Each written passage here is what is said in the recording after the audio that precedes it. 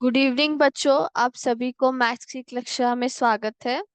तो last class हम लोग क्या पढ़ रहे थे बच्चों? हम लोग we were studying about data handling, है ना।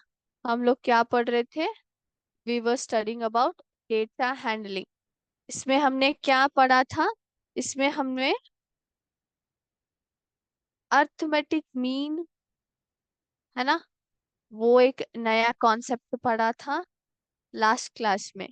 Then we also learnt about average, then how we tabulate the data, वो भी हमने थोड़ा बहुत देख लिया था। और डेटा हैंडलिंग का मतलब क्या है ये भी हमने जाना था। लास्ट क्लास में हमने क्या सीखा? अर्थमेटिक मीन के बारे में जाना था, है ना बच्चों। तो आज हम लोग और एक नया कॉन्सेप्ट सीखेंगे जिसका मतलब है रेंज। क्या है इसका मतलब? इसका मतलब ये है कि रेंज यानी कि जो हमें बताता है दिए गए डेटा में से जो हमारे जो ऑब्जर्वेशंस है ना, डेटा में कितने सारे ऑब्जर्वेशंस रहते हैं ना। तो दिए गए डेटा में हमारे जो ऑब्जर्वेशंस कहाँ से स्टार्ट होके कहाँ तक खत्म होते हैं, ये जानकारी हमें किससे प्राप्त होती है? ये जानकारी हमें रेंज से प्राप्त होती है। फॉर एग्जाम्पल इसका मतलब ये है कि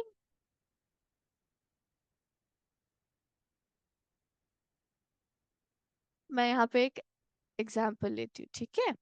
okay,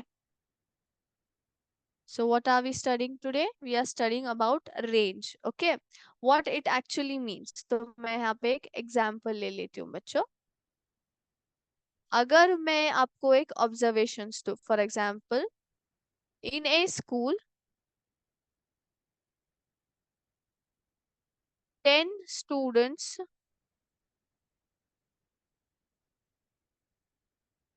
scored the marks in science subject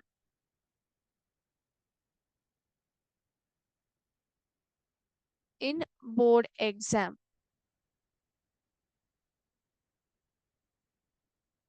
तो मैं यहाँ पे क्या लिखा है? मैंने यहाँ पे लिखा है कि एक स्कूल में 10 बच्चों के जो साइंस सब्जेक्ट के जो मार्क्स है बोर्ड एग्जाम में, वो यहाँ पे मैं लिखती हूँ। फॉर एग्जाम्पल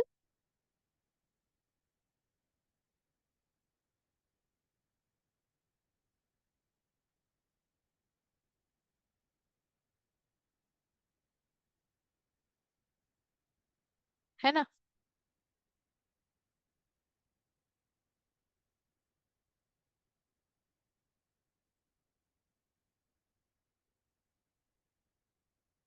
यस, एक मिनट, 1 सेकेंड।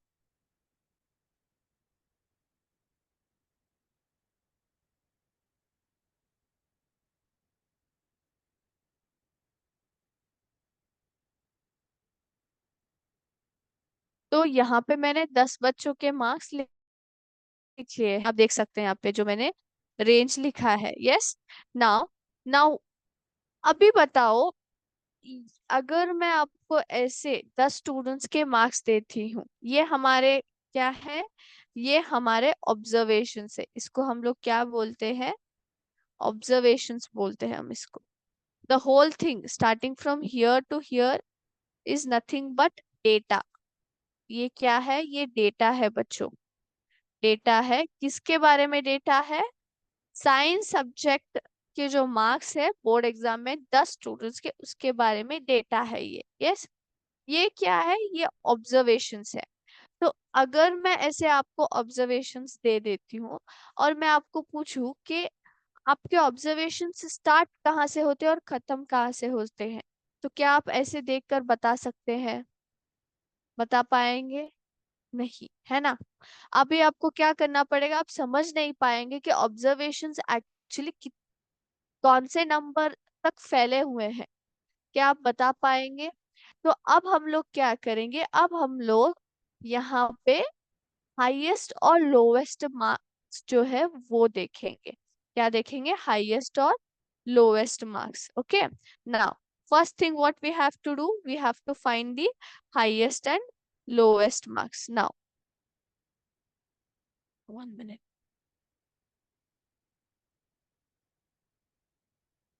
तो हाईएस्ट मार्क्स कौन सा है यहाँ पे और लोएस्ट कौन सा है वो हमें देखना है। Yes. Now now tell me 40, 45, 60, 65, 35, 19, 70, 45, 55, 35। तो इनमें से लोवेस्ट कौन सा है बच्चों? लोवेस्ट है हमारा ये number 90। 90। Yes. 19 is the lowest marks and highest marks कौन सा है? 70। यस। 70 हमारा हाईएस्ट है। तो आप बता सकते हैं कि 10 स्टूडेंट्स के जो मार्क्स है ना साइंस सब्जेक्ट वो कहाँ से कहाँ तक फैले हुए हैं? वो 19 से लेकर 70 तक फैले हुए हैं। क्या हुआ है बच्चों? 19 से लेकर 17 70 तक फैले हुए हैं मार्क्स। तो इसको हम लोग क्या बोलते हैं? इसको हम लोग बोलते हैं range. What we call this as? We call this as range of science marks. किसके है ये? साइंस के मार्क्स का रेंज है। ठीक है। Yes, I hope this is clear. Okay. तो अभी आप कह सकते हैं कि रेंज का मतलब क्या है बच्चों? रेंज का मतलब ये रहता है कि it helps us to find out the observations are spread from starting from where and ends where. Okay. It is nothing but we find the range of the observations, यानी कि हमारे observations डेटा में कौन से observations रहते हैं ना वो कहाँ से प्रारंभ होके कहाँ तक खत्म होते हैं वो हमें कहाँ से पता चलता है? हमें रेंज से पता चलता है बच्चों। ओके। ना फटाफट अभी हम लोग एक एग्जाम्पल सॉल्व करेंगे। Okay. How do we usually find the range? हम लोग रेंज कैसे मतलब ढूंढते हैं? ओके। और इसका और एक बेनिफिट ये है कि जब हम हाईएस्ट और लोवेस्ट ऑब्जर्वेशंस ढूंढ कर देखते हैं तो मैंने बता दिया कि वो क्या हमें दिखाता? हमें स्प्रेड ऑफ द ऑब्जर्वेशंस मतलब it gives an it gives an yes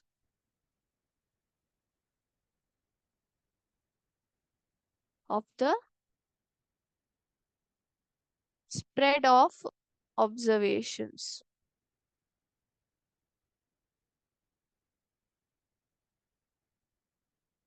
First thing. Okay.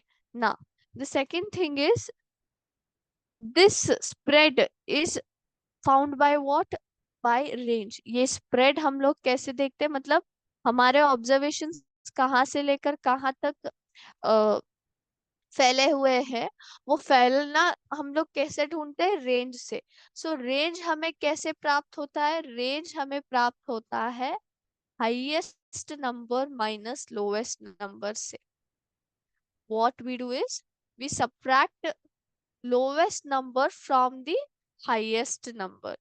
Okay. This is the formula to find the range. Okay. So हम लोग क्या करते हैं? हम लोग highest number minus lowest number करते हैं। ठीक है। Now we will go quickly go to an example. I hope सभी को पता चल गया कि रेंज का मतलब क्या है, हम लोग क्यों ढूंढते हैं रेंज को।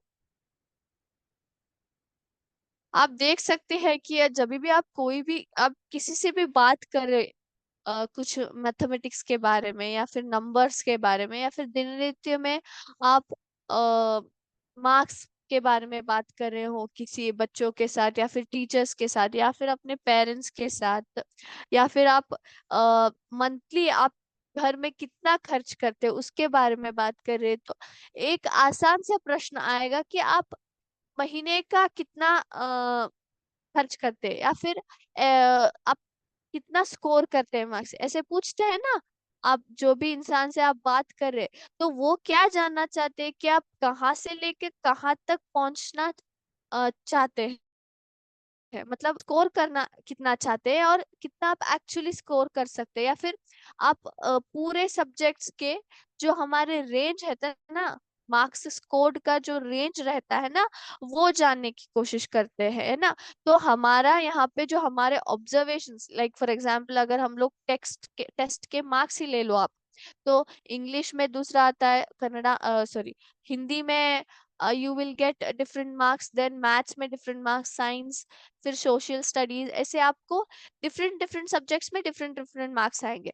अगर किसी ने आपको पूछ लिया कि आपके मार्क्स कितने आए हैं, तो आप क्या करेंगे, आप सभी सब्जेक्ट्स से बताएंगे, then they will not come to know, वो सडनली ऐसे ग्रास्प नहीं कर पाएंगे। तो तब वो क्या करेंगे, वो पूछेंगे कि आप एक्चुअली आपके मार्क्स कितने फैले हुए हैं, मतलब आपके रेंज क्या है मार्क्स।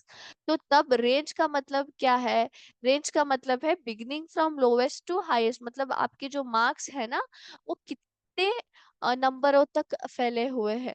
तो ये आजकल हम लोग, अगर हम लोग कौन से भी बिजनेस की बात हो, या फिर स्टडीज की बात हो, या फिर हम लोग कोई भी का आसानी से घर का काम कर रहे हैं, तो ये रेंज का कॉन्सेप्ट बहुत बार रिफ्लेक्ट होता है, और हमें पता भी नहीं चलता है कि वो एक्चुअली हम लोग रेंज की बात कर रहे हैं। ओके, तो अगर आप किसी से बात कर रहे हो, तो I want to you people to observe such things. Observe आप कितना करेंगे, उतने इन कॉन्सेप्ट्स के बारे में जानेंगे, फॉर एग्जाम्पल अर्थमेटिक मीन के बारे में हो, या फिर रेंज के बारे में, ठीक है। Now we will solve the question. Now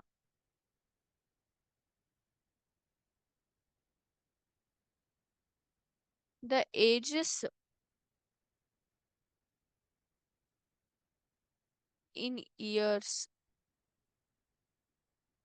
of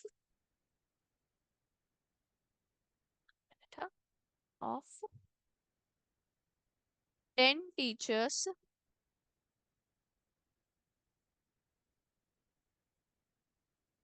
of a school are 32, 41, 28, 54, 35, 26, 23, 33, 38, 40। Okay, now what it means, ये एग्जाम्पल क्या बता रहा है कि 10 टीचर्स के जो एजेस है ना, उन्होंने यहाँ पे दिए हैं। तो एक स्कूल में कितने टीचर्स है बच्चों, 10 टीचर्स है, और उनके एजेस जो है ना, वो ईयर्स में मेंशन किए गए हैं, तो ये सभी एजेस है। What you have to do, you have to solve the following questions. तो फर्स्ट क्वेश्चन क्या है, what is the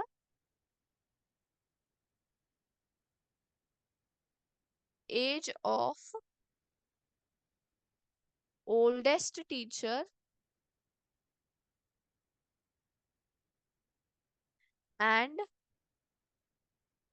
that of the youngest teacher.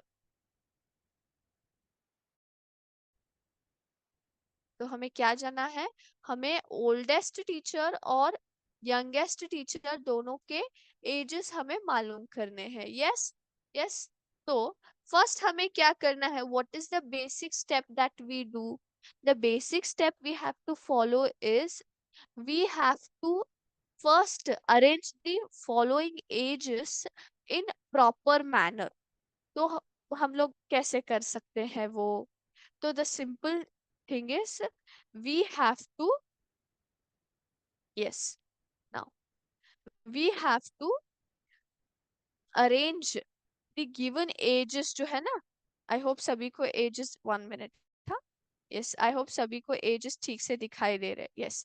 Now we have to arrange these given ages in ascending order. The first step, whenever you are getting the ages, या फिर कोई भी data मिल रहा है, observations मिल रहे हैं, तो फर्स्ट थिंग, अगर आप अर्थमेटिक सॉल्व, मीन सॉल्व करें या फिर रेंज सॉल्व करें, तो फर्स्ट स्टेप आपको क्या करना है बच्चों, आपको दिए गए डेटा को ठीक से क्या करना है, प्रॉपर मैनर में अरेंज करना है, यानी कि असेंडिंग ऑर्डर में अरेंज करना है, from small to big. Yes. Now, so let us see which is the smallest number. 3 है, 4 है, then we have 2, तो ये दोनों नहीं आते. 28, so this can be the one. Let's see. और कितने ऑब्जर्वेशन है यहाँ पे? 54 है, 26 कम है, 26, so this will be the first. Then we have 23, तो ये फिर आएगा. Then 33, 38, 48, तो सबसे पहले कौन सा आएगा? 23. Yes. So 23 के बाद कौन सा आएगा बच्चों? 23 के बाद आएगा, we have 26. Yes. Then again it will be 28. So tense की जगह कौन सा नंबर है यहाँ पे? 2 है. So let's see, 2 के सारे खत्म हो गए. Yes, खत्म हो गए. Now let's start from 3. We have 32, then 33, then 35 and 38. So let's start 32, 33, 35, 38. उसके बाद है 40, 41. Yes. So let us count. क्या मैंने सभी observations ठीक से लिखे हैं? 4, 5, 6, 7, 8, 9. 9 है यहाँ पे, मेरे पास 10 है, तो बचा कौन है? 54 is remaining. So 54. Yes. So now I have, what I have done now, I have arranged the given observations in proper manner. Ascending order में मैंने arrange कर लिया. So हमारा first question क्या है? What is the age of oldest teacher and that of youngest teacher? Oldest teacher कब कहाँ आएंगे? वो आएंगे लास्ट में, है ना, क्योंकि हमने एजेस को किस मैनर में अरेंज किया है? From small to big, correct? तो ये हमारे हो गए ओल्डेस्ट टीचर 54. यस. हमारे यंगेस्ट कितने साल के हैं? 23 years. हमारे टीचर 23 years के जो है वो सबसे यंगेस्ट टीचर है. Yes. I hope this answer is quite clear. हमारे जो फर्स्ट क्वेश्चन है वो सभी को समझ में आ गया. Yes. Now the next question is what is the range of the ages of the teachers? So next question मैं यहाँ पे लिखती हूँ एक.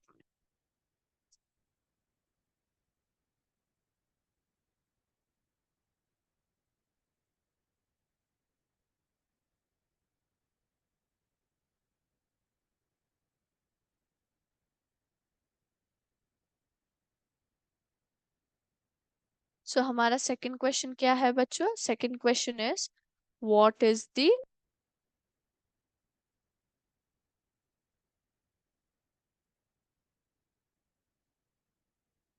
range of the ages of teachers? तो यहाँ पे वो आपको क्या पूछ रहे हैं बच्चों? वो पूछ रहे हैं कि टीचर्स के जो एजेस उन्होंने दिए हैं ना, उम्र जो दिए हैं, उनका रेंज क्या है? उनका रेंज पूछ रहे हैं. तो मैंने आपको बताया रेंज कैसे ढूंढते हैं बच्चों? रेंज ढूंढते हैं हाईएस्ट नंबर माइनस लोएस्ट. यहाँ पे नंबर का अर्थ क्या है? Number is nothing but highest age minus lowest age. तो फटाफट वो अभी हम लोग यहाँ पे सॉल्व करते हैं. So therefore, range is equal to highest age minus lowest age. Yes. तो हमारा highest age कितना है बच्चों? 54. And the lowest age is 23. Now 54 minus 23 आपको कितना आएगा? We have to do the subtraction. तो कितना आएगा? मैं यहाँ पे सॉल्व करती हूँ ऐसे. So 4 minus 3 will be 1. 5 minus 2 will be 3. So कितना आएगा? 30 years रेंज है. यानी कि जो एजेस दिए गए हैं ना 10 टीचर्स के, वो कितने वर्ष तक फैले हुए हैं? 31 ईयर्स तक का डेटा, मतलब 31 ईयर्स तक के एजेस यहाँ पे फैले हुए हैं। यानी कि 23 ईयर्स से स्टार्ट होकर खत्म कहाँ कहाँ तक होता है, 54 ईयर्स तक। तो इसके बीच का जो ऑब्जर्वेशंस कितने साल तक फैले हुए, देर अबाउट 31 ईयर्स। ओके, 31 ईयर्स का जो डिफरेंस है ना, वो हमें यहाँ पे पता चलता है बच्चों। ठीक है, यस ना। आई होप सभी को रेंज का कॉन्सेप्ट समझ में आ गया है। यस, तो इस तरह हम लोग रेंज ढूंढते हैं, यानी कि रेंज यानी कि जो दिए गए ऑब्जर्वेशंस रहते हैं ना डेटा में, वो कहाँ से स्टार्ट होके कहाँ तक खत्म होते हैं, वो यहाँ पे हम लोग सीखते हैं बच्चों। ठीक है ना। इसी क्वेश्चन को मैं थोड़ा सा डिफरेंट करूंगी and I will ask you one more question. Now this question has to be solved by you people, okay? क्योंकि मैंने ये कॉन्सेप्ट लास्ट क्लास में सिखाया है। I'll give you 2 minutes to so then I will solve with you. ठीक है? So the third question is what is the what is the mean age of teachers? Age of these teachers.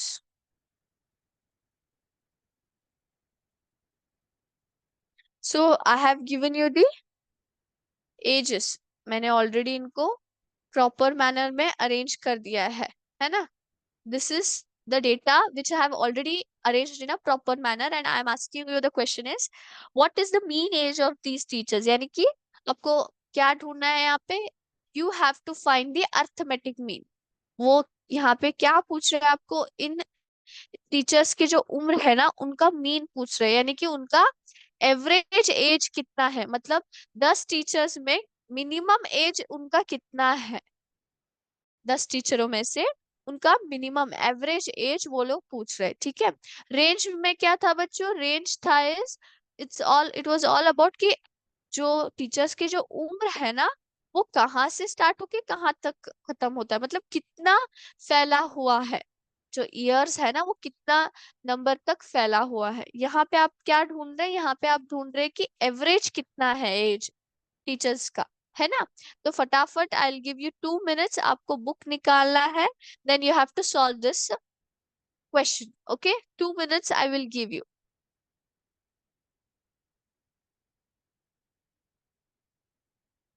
and after that I will solve with you. So open your book and pen and write this.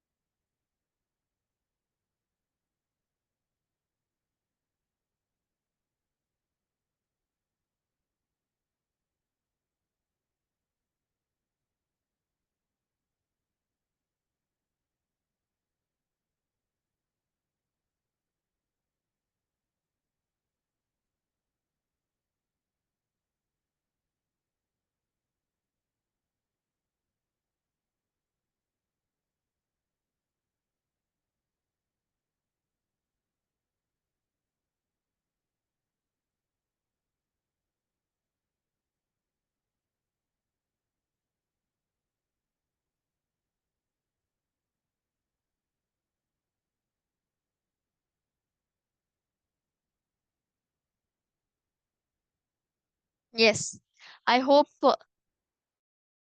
क्या है आपने। Yes, now we will solve this. Okay, now mean का formula क्या है बच्चों, mean का formula is,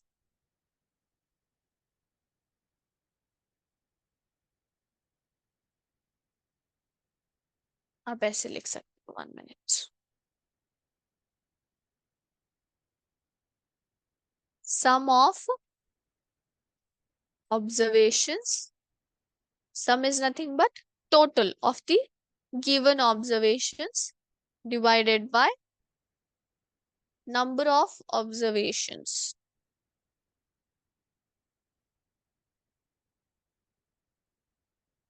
now sum of observations कितना है? Yes, 23 plus 26 plus 28 plus 32 plus 33 plus 35 plus 38 plus 40 plus 41 plus 52, sorry 54। ये सभी हमारे ऑब्जर्वेशंस है। इनको हम डिवाइड किससे करेंगे? Number of observations. हमारा नंबर ऑफ ऑब्जर्वेशंस क्या है बच्चों?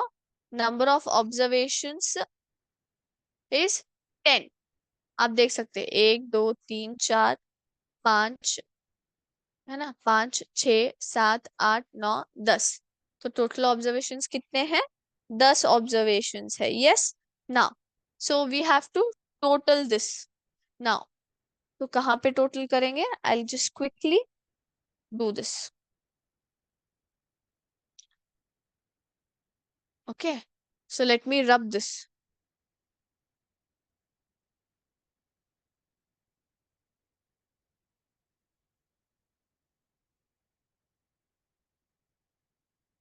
So let me take it in this way. 5 5 के सेट हम लोग फर्स्ट टोटल करेंगे, ठीक है ना? सो 3 + 6 कितना हुआ बच्चों? 3 + 6 will be 9। Okay, yes. 3 in the mind, 6 in the hand. After 3, 4, 5, 6, 7, 8, फिर कितना आता है? 9 आता है। यस, देन 9 + 8, 9 + 8 कितना आएगा बच्चों? 9 in the mind, we have 8. After 9, 10, 11, 12, 13, 14, 15, 16, 17, 17 + 2 कितना आएगा? 18, 19, 19 + 3 कितना आता है? 20, 21, 22।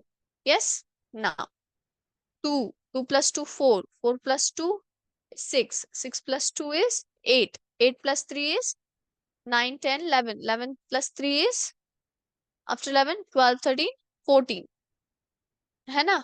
तो ये हमारा 5 सेट का हो गया। Then will quickly go to next 5 set. 35, 38, 40, 41, then we have 54। yes, so 5 + 8, so कितना आएगा? after 5, 6, 7, 8, 9, 10, 11, 12, 13, 13 + 1 will be 14, 14 + 4 will be 15, 16, 17, 18 आएगा। yes, 1 यहाँ पे मैंने कैरी कर दिया।